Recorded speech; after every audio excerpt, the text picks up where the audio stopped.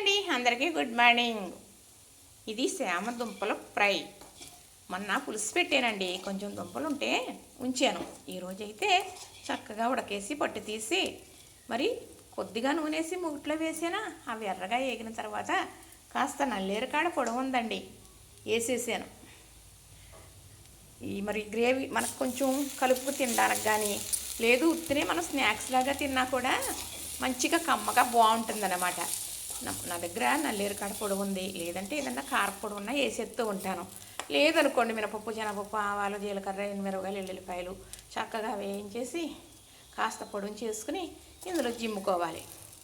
Already నాకు అలాంటి పొడి, మరి కారపొడి అంటే అలాగే చేస్తాం కదండి, ఆ పొడి వేసేసుకుంటూ ఉంటాను. ఇదే కదండి, ఎప్పుడు ఫ్రైలు చేసినా ఇలాంటి పొడాలు ఏమన్నా ఇంట్లో వేసేస్తూ ఉంటాను అన్నమాట. చూసారు కదా, నచ్చింది కదా చక్కగా చామదుంపల ఫ్రై.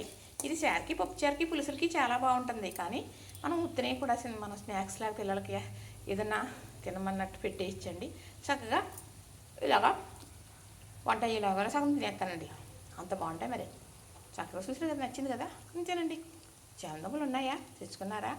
ఆరు దుంపలు ఉంటే ఇలాగే వేపేసుకోండి, కమ్మగా ఉంటుంది. చక్కగా ఏదో ఒక ఐటెంలా ఉంటుంది, చాలా కమ్మగా ఉంటాయండి. చూసారు కదా, నచ్చింది కదా, ఇంతేనండి. లైక్ చేయండి, షేర్ చేయండి, సబ్స్క్రైబ్ చేసేయండి.